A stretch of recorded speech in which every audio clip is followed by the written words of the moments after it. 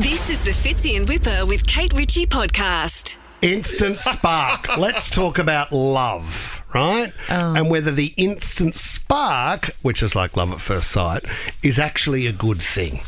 People believe in it. I think that's because they've watched too many Hollywood films. Yeah, or Disney. I don't think instant spark is the same as love at first sight. Well, have you ever looked at somebody in a room and thought, oh, God, that's my kind of person, and then ended up with that person? Well, I married her, yes. Wow. Yeah. I knew straight away. I knew straight away. I fell in love with her straight away. It took me 2 years. Yeah, because she had another boyfriend. And 3 years in Silverwater just following her around. But I just knew straight away. Okay. I just went, no, I'm going to end up marrying that girl. Yeah, I love that. Really? Here's the danger Maybe of that's it. when you meet people earlier. Here's the danger of it. Have a listen to this. The spark. Here's what's wrong with the spark. First of all, people think that the spark can't grow over time. That's not true. The spark can and often does grow. Another problem is that people think if I feel the spark, then this must be a good thing. That's just not true.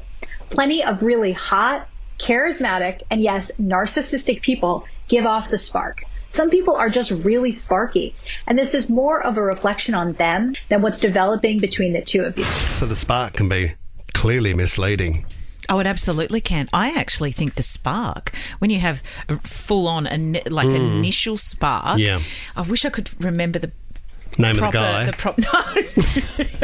The proper wording for this. Lust? No, not lust. Is like this. If you feel a spark from someone, quite often what that person is doing is triggering something in you that is maybe unresolved, or it's not necessarily a positive thing.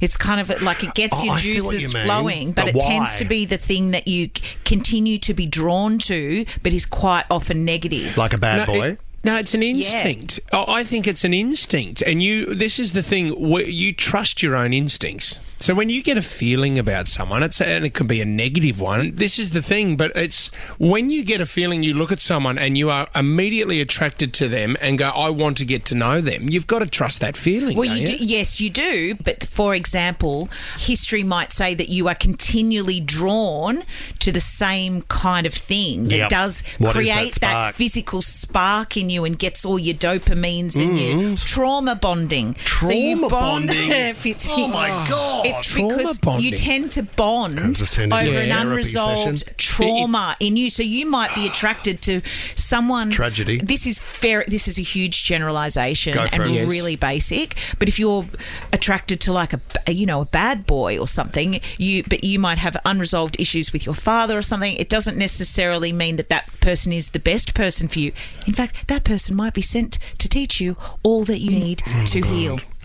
So what Kate is saying is that every relationship needs to be quite layered. You need to look deeper and deeper and deeper and deeper until you've put the spark out. And then you've overcomplicated it. You're calling it an ick and they're out of the house. No. This is an extremely personal question, Kate, and it might be a past relationship or something that's happened in your life. But can you give us an example in your life of something, a trauma that you would bond with somebody else over if you met them? No, the thing is, you don't have a common trauma. You're not bonding with someone over something that you have in common. Yeah. You're bonding with them because of an experienced trauma that you have. Further reading from Jess here on the iPhone. Jess, what do you got? Don't be fooled. Okay, this is great. Don't be fooled by chemistry. Sorry to break the news, but chemistry isn't always a good thing. When we're attracted to someone who lights up our wounds, we are pulled into a dance with them. So the draw tends to be that the relationship never feels boring. In fact, it can feel just like an exciting roller coaster ride. Let me give you an example. Okay, here we go. Picture a woman who struggles with childhood trauma around neglect and abandonment. Okay. One day she walks into a coffee shop on the corner and is drawn to a man she sees. He seems to meet all of her dreams and requirements. Of course, they hit it off, but when things start to move forward, he panics and pulls away, later breaks up with her. The rapid shift from from an intense desire to break up triggers all of her neglect and Gotcha. abandonment issues. They So all come of up the again. pain surrounding this trauma that she stored is then released, and then she feels completely and utterly destroyed. So Yeah, no, I did totally disagree You're wrong. because she really liked that guy physically, but he's no, you but can't it's not a then- positive attraction. No, You that- can't predict he's going to leave her after a certain amount of time No, and but people are enhance that types. trauma. Yeah, but People that- are types. But that also suggests you should maybe have a one-night stand with that person, Okay, now- just in case. So if there is anything there, then you've got we are all Trigger on- point, Tom. There's trauma in the studio at the moment. something to think about. If you look, it doesn't matter. I'm complicating Oh, it. there's that voice again. Trauma. Okay, trauma.